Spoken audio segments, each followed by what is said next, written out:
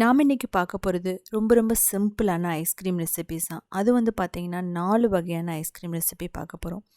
எந்த ஒரு artificial colour ஃப்ளேவரும் இல்லாமல் பண்ண போகிறோம். நீங்கள் பார்த்தீங்க அப்படின்னா ஓரியோ ஐஸ்கிரீம் அது வந்து ரொம்ப சூப்பராக இருக்கும். அதுக்கப்புறமா சாக்லேட் ஐஸ்கிரீம், அதுக்கப்புறம் சாஃப்ரானில் ஒரு ஐஸ்கிரீம், அதுக்கப்புறம் வனிலா ஐஸ்கிரீம். எல்லாமே வந்து பார்த்தீங்க அப்படின்னா ஒரு 20 மினிட்ஸில் பண்ணிடலாம். இதில் வந்து நான் ரொம்ப ஹெவி விப்பிங் க்ரீம், அதாவது ரொம்ப ஃபேட்டாக இருக்குது, எதுவுமே நான் யூஸ் பண்ணலை. ஆனால் டேஸ்ட் வந்து பார்த்தீங்க அப்படின்னா கடையில் கிடைக்கிற மாதிரியே இருக்கும். எந்த ஒரு ஐஸ் கிறிஸ்டல்ஸும் இல்லாமல் சூப்பர் க்ரீமியாக இருக்கும். ஸோ முதல்ல பார்க்க போகிறது வனிலா ஐஸ்கிரீம். எப்படி வந்து ஈஸியாக செய்கிறதுன்னு பார்க்கலாம். இதில் வந்து எக்கு கிடையாது. இன்னொரு விஷயம் என்ன அப்படின்னா இதை வந்து நம்ம குக் பண்ண போகிறதில்ல. ஸோ ஈஸியாக வந்து நம்ம மிக்சிலேயே பண்ணிடலாம். ஸோ எப்படின்னு பாருங்கள். இதில் வந்து நீங்கள் என்ன டாப்பிங் வேணாலும் ஆட் பண்ணிக்கலாம். சாக்லேட்ஸ் ஆட் பண்ணிக்கலாம், ஸ்ட்ராபெரி சிரப் ஆட் பண்ணிக்கலாம். ரொம்ப சூப்பராக இருக்கும். ஸோ இதுக்கு தேவையான பொருட்கள் இவ்வளோ தான். ரொம்ப சிம்பிளாக பண்ணிடலாம். இது வந்து ஸ்லிம் மில்க் எடுத்திருக்கேன். இந்த மில்க் பார்த்தீங்கன்னா காய்ச்ச வேண்டியதில்லை. நீங்கள் வந்து நார்மல் பால் யூஸ் பண்ணால் பாயில் பண்ணணும் கண்டிப்பாக. இது வந்து ஃப்ரெஷ் க்ரீம். அது வந்து பார்த்தீங்கன்னா 250 ml எடுத்திருக்கேன். இதையும் இதில் ஊற்றிக்கலாம். நீங்கள் ஹெவி க்ரீம் கூட எடுத்துக்கலாம். இப்போது அரை கப் பால் பவுடர் நம்ம எடுத்துக்கணும், அதாவது 125 கிராம். இப்போ வனிலா எசன்ஸ், அது ரொம்ப இம்பார்ட்டண்ட். இதுக்கப்புறம் கண்டென்ஸ்டு மில்க், அது வந்து ஸ்வீட் கண்டென்ஸ்டு மில்க். இது வந்து ஒரு அரை டின் வந்து நம்ம ஊற்றிக்கலாம். இதை வந்து நல்லா வந்து க்ரீமியாக வர வரைக்கும் நீங்கள் அரைச்சிக்கலாம். ஸோ பாருங்கள், எல்லாம் நல்லா க்ரீமியாக வந்துடுச்சு. இப்போ ஒரு டின்னில் ஊற்றிட்டு நம்ம ஃப்ரீஸ் பண்ண போகிறோம் 24 hours.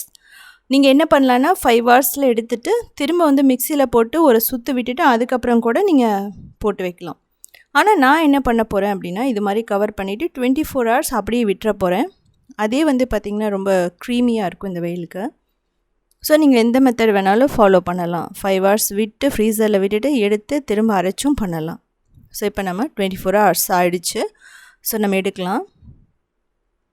ஸோ பாருங்கள், இந்த அளவுக்கு சூப்பராக இருக்குன்னு சொல்லிவிட்டு நம்ம வெளியே போய் ஐஸ்கிரீம் வாங்கணுன்னு அவசியமே இல்லை இப்படி பண்ணும்போது. ஸோ நல்லா இருக்கும் இது. இதுவும் வந்து பார்த்திங்க அப்படின்னா நம்ம மில்க் பவுடரெல்லாம் ஆட் பண்ணியிருக்கிறதுனால அவ்வளோ சீக்கிரமாக இது வந்து மெல்ட் ஆகாது. சாப்பிட்றது கடைசி வரைக்கும் மெல்ட் ஆகாமே இருக்கும். இதில் வந்து பார்த்திங்கன்னா நான் கார்ன்ஃப்ளவர் எல்லாம் எதுவுமே ஆட் பண்ணல, ஏன்னா ஃப்ளேவர் மாற்றி விட்டுருது கார்ன்ஃப்ளவர். ஸோ எந்த அளவுக்கு அழகாக அந்த ஐஸ்கிரீம் இருக்குது பாருங்கள். ரொம்ப சிம்பிளானது தான். இதிலே நீங்கள் பாப்சிக்கிளும் பண்ணலாம். கூடிய சீக்கிரமாக நான் அந்த வீடியோவும் போடுறேன். ஸோ பாருங்கள், இதில் ஹனி ஊற்றி சாப்பிட்லாம். இல்லைனா வந்து பார்த்திங்கன்னா சாக்லேட் சிரப் நல்லாயிருக்கும், ஸ்ட்ராபெரி சிரப் நல்லாயிருக்கும். ஸோ இதுக்கப்புறம் நம்ம செகண்டாக பார்க்க போகிறது சாக்லேட் ஐஸ்கிரீம். சூப்பர் க்ரீமியாக எப்படி பண்ணுறதுன்னு பார்க்கலாம். இதில் பார்த்தீங்கன்னா ஹெவி விப்பிங் க்ரீம் அதெல்லாம் வந்து நான் எதுவுமே யூஸ் பண்ணலை. அது இல்லாமல் ரொம்ப நேரம் பீட் பண்ணணும் அப்படின்னு சொல்லிட்டு அவசியம் இல்லை. ரொம்ப இன்ஸ்டண்ட்டாக பண்ண போகிறோம். அதுக்கு ஒரு 500 ml பால் எடுத்துக்கலாம். பாலை வந்து நல்லா கொதிக்க வைக்கணும். இதில் பார்த்தீங்க அப்படின்னா இதை மிக்ஸ் பண்ணிகிட்டே இருக்கணும், இல்லை அப்படின்னா அடி பிடிச்சிரும். இதுக்கப்புறமா cornflour 1 table spoon, cocoa powder 5 table spoon, இல்லைனா 1/5 கப். அதுக்கப்புறம் சூடான பால் எடுத்து கார்ன்ஃப்ளவரில் போட்டுட்டு நம்ம மிக்ஸ் பண்ணணும். ஸோ இது பார்த்தீங்கன்னா நீங்கள் நல்ல சூடான பால் ஊற்றி மிக்ஸ் பண்ணும்போது அந்த கொக்கோ பவுடர் பார்த்தீங்கன்னா நல்ல ஒரு ஃப்ளேவர் வரும். அதுக்காக தான் நம்ம இப்படி மிக்ஸ் பண்ணுறோம். இதில் லம்ஸ் வந்து கண்டிப்பாக இருக்கவே கூடாது, கட்டி எதுவுமே. இப்போ நம்ம கொதிச்சிட்ருக்க பாலில் நம்ம இந்த கொக்கோ பவுடரும் கார்ன்ஃப்ளவர் மிக்சரையும் ஊற்றிட்டு இதுவுமே பார்த்திங்கன்னா ஒரு லோ மீடியம் ஃப்ளேமில் வச்சுட்டு நம்ம மிக்ஸ் பண்ணணும். அப்போ தான் கீழேயும் அடிப்பிடிக்காது, ஸோ கட்டியாகவும் ஆகாது நமக்கு. இது பார்த்திங்கன்னா கொஞ்சம் நல்லா திக்காக வரைக்கும் நம்ம இதை மிக்ஸ் பண்ணணும். இப்போ கண்டென்ஸ்டு மில்க் நம்ம வந்து போடுறோம். இது பார்த்திங்கன்னா ஸ்வீட் கண்டென்ஸ்டு மில்க். நம்ம வந்து சுகர் வந்து ரொம்ப போடாதனால நம்ம இதிலேயே வந்து போட்டு மிக்ஸ் பண்ண போகிறோம். இப்போது சாக்லேட் சிரப் இருந்தால் நீங்கள் போட்டுக்கலாம். இது பார்த்திங்கன்னா ஆப்ஷனல் தான். இல்லைனா வந்து டார்க் சாக்லேட் வந்து நம்ம மிக்ஸ் பண்ணிக்கலாம். இது பார்த்திங்கன்னா ஓரளவுக்கு நல்லா திக்காயிட்டே வருது. இதுக்கப்புறம் வந்து தேவையான அளவு சுகர் கொஞ்சம் போட்டுக்கலாம்.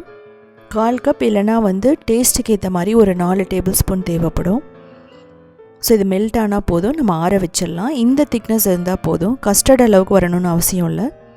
இது பார்த்திங்கன்னா ஆறிடுச்சு. ஆறினதுக்கப்புறமா வந்து ஃப்ரெஷ் க்ரீம் வந்து போடுறோம். ஆறினதுக்கப்புறம் கொஞ்சம் நல்லா திக் ஆகிடுச்சு. இப்போது இதில் நம்ம ஃப்ரெஷ் க்ரீம் போட்டுட்டு இதை வந்து நல்லா மிக்ஸ் பண்ண போகிறோம். இது பார்த்தீங்க அப்படின்னா ஆறுனதுக்கப்புறம் போட்டால் நல்லாயிருக்கும். சூடாக இருக்கும்போது போடணும்னு அவசியம் இல்லை. ஸோ இப்போ நல்லா மிக்ஸ் பண்ணணும் இதையை. இது பார்த்திங்கன்னா எலக்ட்ரிக் பீட்டர் வச்சு மிக்ஸ் பண்ணணும் அப்படின்னலாம் எதுவும் அவசியம் இல்லை. ஸோ விப்பிங் க்ரீம் அப்படிங்கும்போது சாஃப்ட் பேக் மாதிரி வரணும். இதில் அப்படியெல்லாம் எதுவுமே கிடையாது. ஸோ நல்லா மிக்ஸ் ஆகிடுச்சு அந்த கோகோ பவுடர் எல்லாமே. ஸோ இப்போ என்ன பண்ணுறோம் அப்படின்னா ஒரு ட்ரேயில் ஊற்றிட்டு நம்ம வந்து ஃப்ரீசரில் வைக்க போகிறோம்.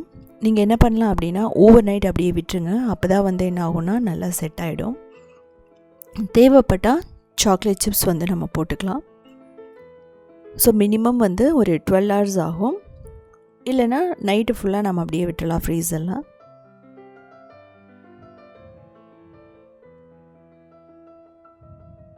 ஸோ நம்ம நல்லா வந்து ஐஸ்கிரீம் செட் ஆகிடுச்சு. நமக்கு பார்க்கலாம் எப்படி இருக்குன்னு சொல்லிட்டு.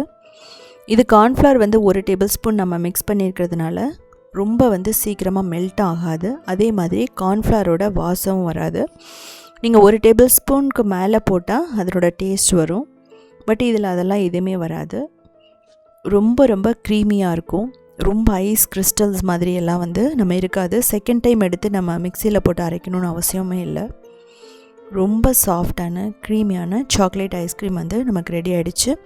ஸோ இதுக்கு தேவையான பொருட்கள் அப்படின்னு சொல்லிட்டு நான் ஏற்கனவே முன்னாடி கொடுத்துருக்கேன். நீங்கள் இதை பார்த்துக்கலாம். ஸோ இந்த சம்மருக்கு வந்து பார்த்தீங்க அப்படின்னா இது மாதிரி செய்யலாம். ரொம்ப ரொம்ப ஈஸியானது கூட.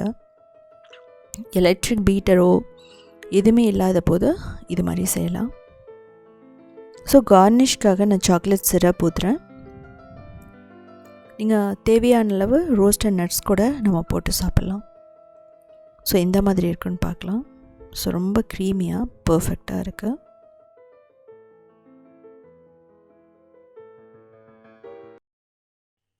தேர்டாக நம்ம பார்க்க போகிறது குக்கீஸ் அண்ட் க்ரீம், அதாவது ஓரியோ ஐஸ்கிரீம். அதுக்கு தேவையான பொருட்கள் கொடுத்துருக்கேன், நீங்கள் பார்த்துக்கலாம்.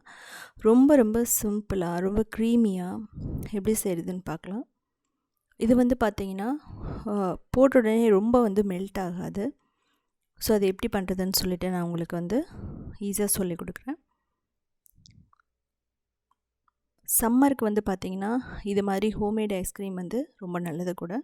கடையில் வாங்குறத விட இது வந்து ரொம்ப ஈஸியாக நம்ம பண்ணிடலாம். ப்ரிசர்வேட்டிவ்ஸ் எது இல்லாமல் நம்ம வந்து பால் எடுத்துக்கலாம். நான் வந்து பார்த்தா 600 ml எடுத்திருக்கேன். நீங்கள் வந்து நார்மல் மில்க் பிடிக்கலன்னா நீங்கள் கோகோனட் மில்க் எடுத்துக்கலாம், க்ரீம் எடுத்துக்கலாம். இல்லை அப்படின்னா ஆல்மண்ட் மில்க் எடுத்துக்கலாம். அதாவது பாதாம் ஊற வச்சு அரைச்சி அதனோட பால் கூட நீங்கள் யூஸ் பண்ணலாம். இப்போது சுகர் ஒரு 1/4 கப் உங்களோட டேஸ்ட்டுக்கு ஏற்ற மாதிரி நீங்கள் சுகர் போட்டுக்கலாம். இது வந்து நல்லா வந்து கொதிக்கணும்.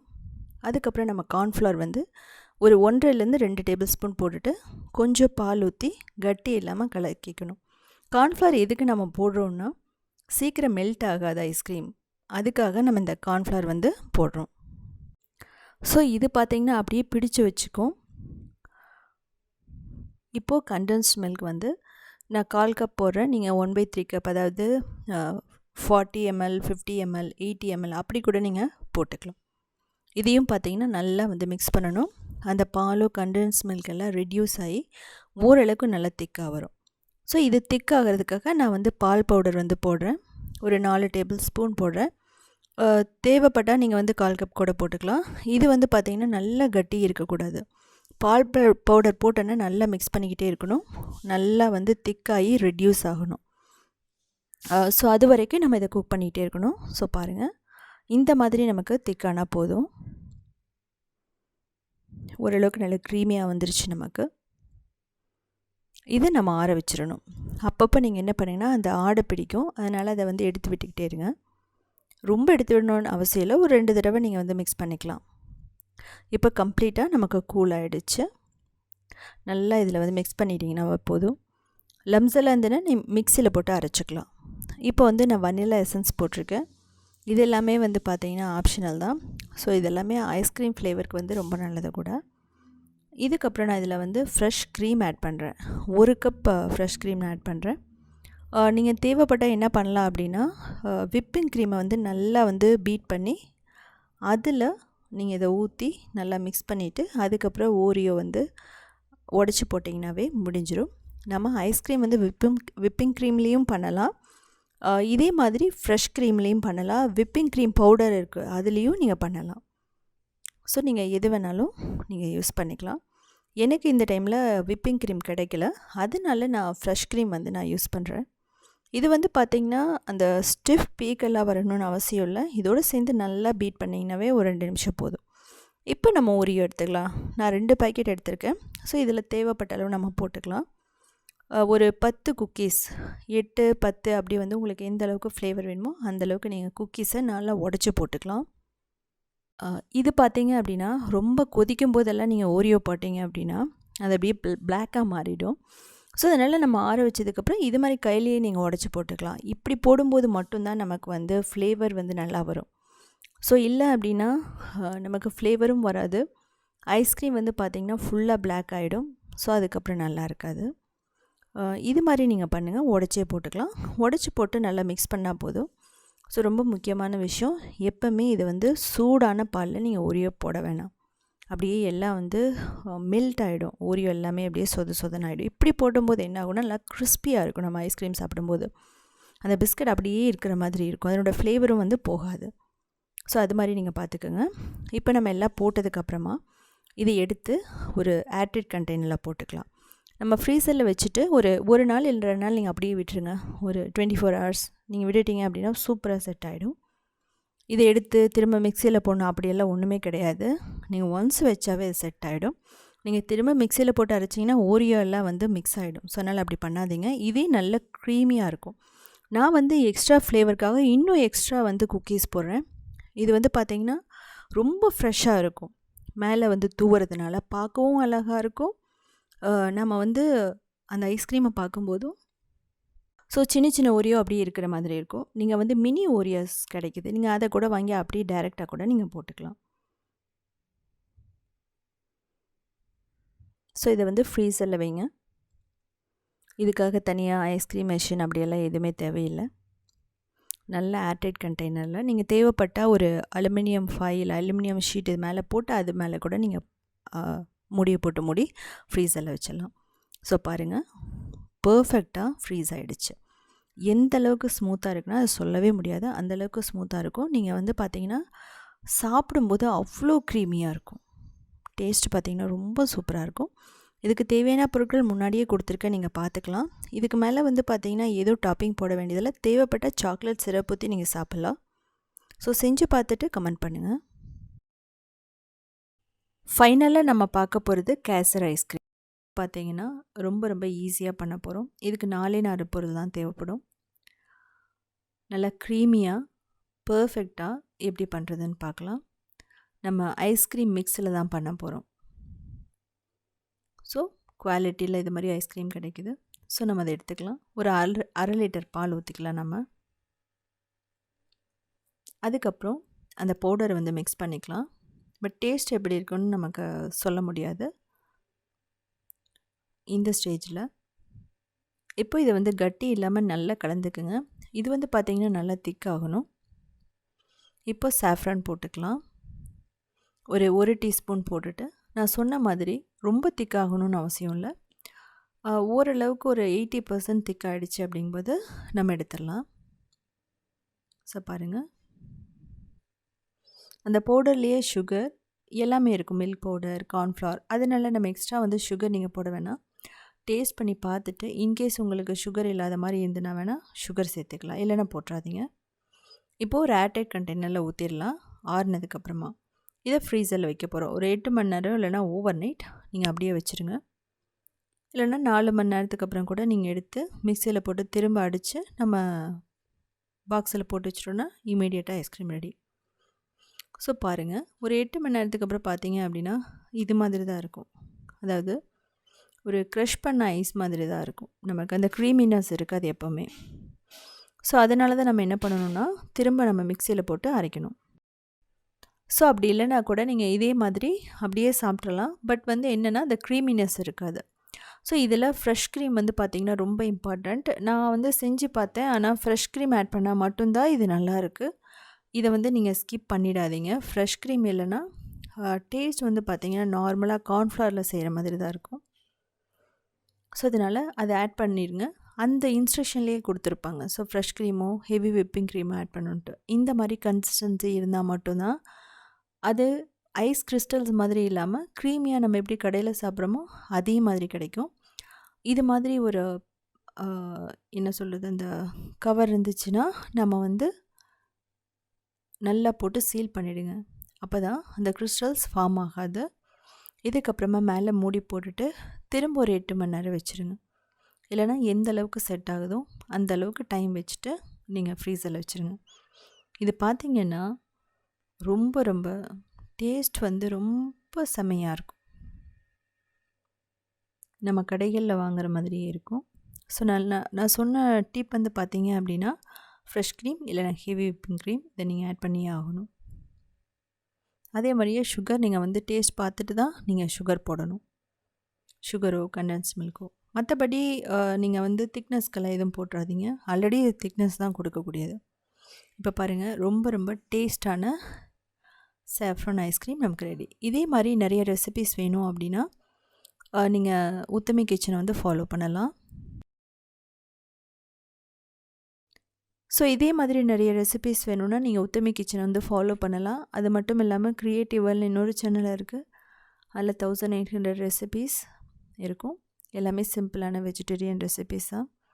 அது மட்டும் இல்லாமல் சவுத் இந்தியன் ஃபுட் ஸ்டார்டிங்கிற வெப்சைட்டை 14 இயர்ஸாக ரன் பண்ணிகிட்ருக்கோம். கிட்டத்தட்ட 8000 recipes step by step photos வீடியோஸோடு இருக்கும். ஸோ பார்த்துட்டு கமெண்ட் பண்ணுங்கள். ஸோ இந்த ஐஸ்கிரீம் பார்த்தீங்கன்னா 1 வீக் வரைக்குமே நம்ம கெட்டு போகாது. ஃப்ரீசரில் வச்சுட்டு நீங்கள் சாப்பிட்லாம்.